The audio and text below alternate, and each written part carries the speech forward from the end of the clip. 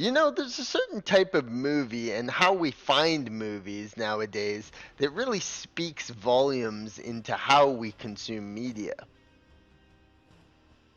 Now, when I had watched a random YouTube video about asteroids destroying Earth, I had no idea that I was going to find a truly fantastic movie that had just completely blown over my head.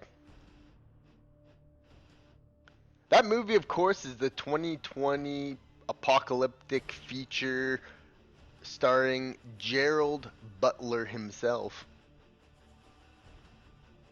Now, I'm all for watching humanity get decimated by a asteroid or comet, but it was the true joy of seeing Mr. Gerald Butler in his prime performing on all cylinders that really got me into it.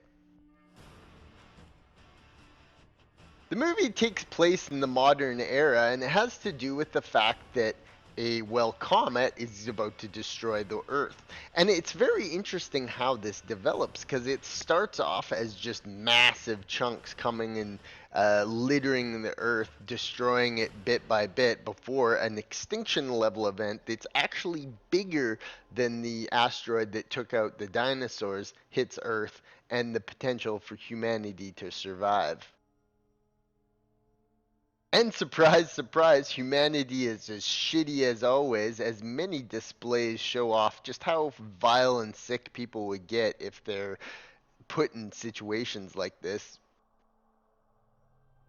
And I gotta say that, like, the acting, the setting, and everything, the military way people react is pretty damn good, and it all feels pretty darn believable, which is just absolutely awesome, and I love these types of movies.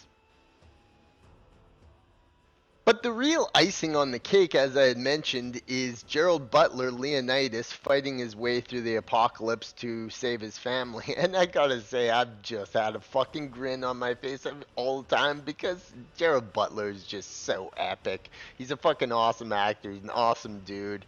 And seeing him save his family from this impending apocalypse is just as great as you can imagine. So, in the age of streaming service, direct to video type movies or whatever that just come out and are just on there, this is good, pretty good production value. This is the type of movie I would put in the classifications of movies that would like come out in theaters and are pretty good. But lo and behold, it's an Amazon Prime type thing and just goes to show you the crazy budget they have on it because number one, the special effects in this are fucking amazing. And number two, you got Gerald Butler, the absolute Chaddest of Chads, doing his Chadliest. And you know, it's a thorough viewing experience that a lot of people probably never even knew existed. There's a particularly great scene near the end of the movie where, well, spoiler alert, so to speak, you've been warned, go and see it if you don't want this. But basically, what you get is Gerald Butler's kid gets kidnapped by another family trying to use his quote unquote, like, pass to get into this bunker to save them from the apocalypse.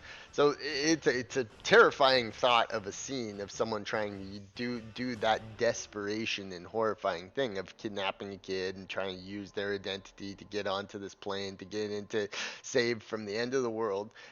And they get to this military checkpoint and the kid just blurts out that these aren't his real parents. He's getting all, it's an emotionally charged scene and the soldier recognizes it and saves the kid. It's a particularly moving scene for some of these types of movies that you would see.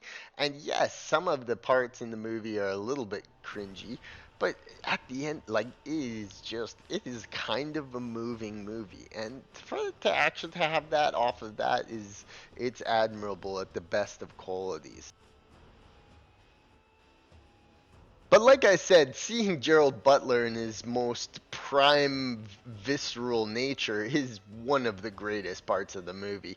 And there's not only is there an epic scene where he's fighting two miscreants in the back of a truck and he ends up taking out one out with a hammer later on, but there's also a very fucking awesome scene near the end of the movie where Gerald Butler gets to his father-in-law's house and reunites with his wife and his kids and everything is all happy-go-lucky, and fucking the dad just doesn't want to survive the apocalypse. He's just gonna stay in his forever home.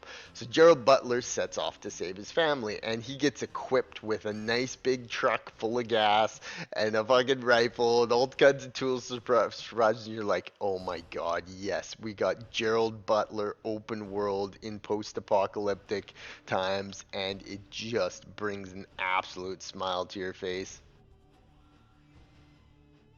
So if you want to find apocalypse movie and see Leonidas kicking his ass through the whole experience, I can't recommend Greenland enough. I think it was a good movie. I had fun with it and I wanted to watch it right to the end. It was intriguing, it was interesting, and let's face it, you just gotta love seeing humanity get wiped off the face of the earth.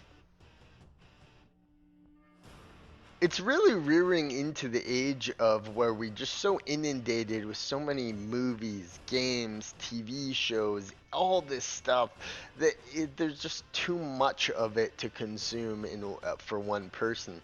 So we have to kind of venture out and explore and find these rare, beautiful little features starring characters you love, because these things like this will just pass you by and you'll never even get to experience it. So I would say go out and see Greenland. It's a wonderful viewing.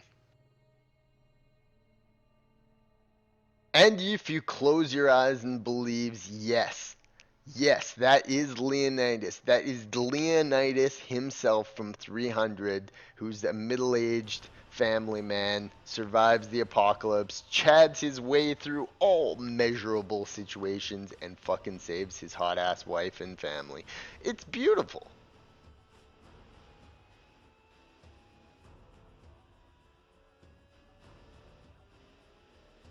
So hats off to you, Gerald Butler. You're an amazing actor, and I fucking love you and everything you do. And this just adds to the legacy of such an amazing individual man.